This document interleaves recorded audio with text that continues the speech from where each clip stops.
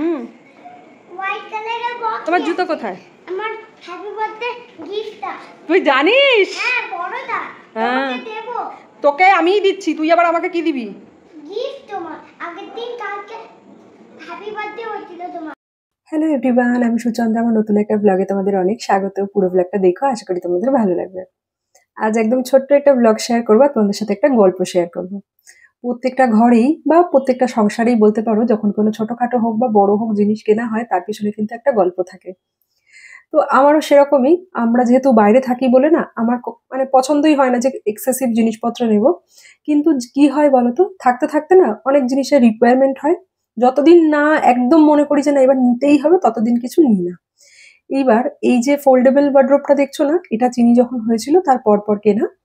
এবার ছোট ছিল তো, অল্প জামা কাপড় ছিল, হয়ে যেত। এখন আস্তে আস্তে বড় হচ্ছে, আর এই ফোল্ডেবল ওয়ার্ড্রোব গুলোতে না বেশি ভারী জিনিস রাখা যায় না, তাহলেই কোলাপস করে যায়। তো যাই হোক, অনেকদিন ধরে ভাবছিলাম যে একটা চিনির জন্য আলমারি কিনবো। ইভেন চিনির সামনে একদিন ডিসকাসও করেছিলাম যে চিনির জন্মদিনের সময় তাহলে কিনে নেবো। চিনি কিন্তু ওটাই শুনে, তোমাদেরকে ভিডিও স্টার্টিং এ যেটা শুনলি ওটাই শুনে, মানে মনে রেখেছিল, শুনেছে বলে মনে রেখেছিল, সেটাই আর কি আজকে আলমারিটা দেখে বলেছে। তো যাই হোক, আলমারিটা কিনেছি। এবার আমি খুব বেশি ফ্যান্সি বা বিশাল কিছু পয়সা খরচা করে কিনিনি, একটা মিনিমাম বাজেটের কিনেছি। আর সত্যি কথা বলতে জানো তো, আমি চাকরি ছেড়ে দেওয়ার পরে না, আমি যখনই কিছু কিনি, এটা কিন্তু সম্পূর্ণ আমারই কেনা, হ্যাঁ, আমি যখন কিছু কিনি আমি না একটু ভেবেচিন্তেই কিনি। কারণ কি দেখবে বলো তো, যতদিন অ্যাডজাস্ট করা যায়, যতদিন চালানো যায়। এবার নিজেদের বাড়ি টাড়িতে হলে কি হয়, ওয়ালে দেখবে অনেকটা স্টোরেজ বানিয়ে নেওয়া যায়, একটা পার্মানেন্ট জায়গা হয়ে যায়। যারা শিফটিং এর, মানে যাদের থাকো, বাইরে থাকো, জানো বারবার শিফটিং করতে হয়। এখন আমাদের আপাতত কোনো প্ল্যান নেই, জানি না, কখনো না কখনো তো করতে হবে। তখন অনেক জিনিস নষ্ট হয়ে যায়। সেটা ধরো তুমি যত ভালোই প্যাকার্স এন্ড মুভার্স দাও না কেন, কিছু জিনিস না কিছু জিনিস নষ্ট হবেই, মানে এটা কেউ আটকাতেও পারে না। তো এই সমস্ত কিছু মাথায় রেখে লোহার আলমারি নিয়েছি। দেখতে কেমন হয়েছে, খুবই সিম্পল, তাও জানিও। তো আমার তো বেশ ভালো লেগেছে। বেসিক্যালি চিনির যত মানে ডেইলি জামা কাপড় পরে, স্কুল ড্রেস ট্রেস, ওগুলো সব ওই ফোল্ডেবল যে তোমার ওয়ার্ড্রোবটা আছে ওটার মধ্যেই রাখবো। আর এখানে যত ভালো জামা কাপড় আছে, যেগুলো এদিক ওদিক বেরোনোর সময় পরে টরে, সেগুলো রাখবো।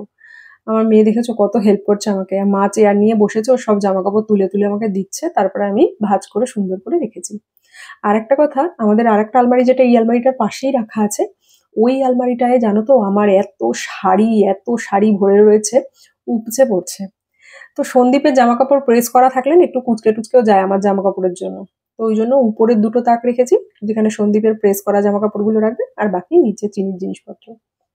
আর এই যে পুরোনো ওয়ার্ড্রোবটা, এখানে একদমই রেগুলারের যে সমস্ত জিনিস সেগুলোই রাখা। তাছাড়া চিনির সানগ্লাস, এক্সট্রা যে সমস্ত চিনির স্কিন কেয়ারের প্রোডাক্ট থাকে, তারপরে তোমার নাইট স্যুট, এইগুলোই। ওয়ার্ড্রোবের ওপরেও টুকটাক জিনিস রেখেছি। ওই যে ব্যাগটা দেখলে, ওটা চিনির আগের, মানে চিনির আগের বছরের স্কুলের ব্যাগ। ওটার মধ্যে অনেক জামা কাপড় বাদ দিয়েছি, ভরে রেখেছি। তো দিয়ে দেবো ওর জন্য। চিনিরও কিন্তু খুব পছন্দ হয়েছে। ঘুম থেকে উঠেই আগে দৌড়ে দেখতে গেছে ওর আলমারিটাকে। ঘরে যে আসছে, তারপরে যারা, যেই দাদারা ডেলিভারিও দিতে এসেছিলেন, তাদেরকেও বলছে ইদিস আমায়রা দি আলমারি, আলমারি না আলমিরা কিছু একটা বলছিল। যাই হোক, এসব করে টোরে লাস্টে কালকে আর সন্ধ্যেবেলা টিফিন করা হয়নি, একবারে ডিনারটা করলাম, জলটা খেলাম, এখন শুয়ে পড়বো। কেমন লাগলো জানিও কিন্তু।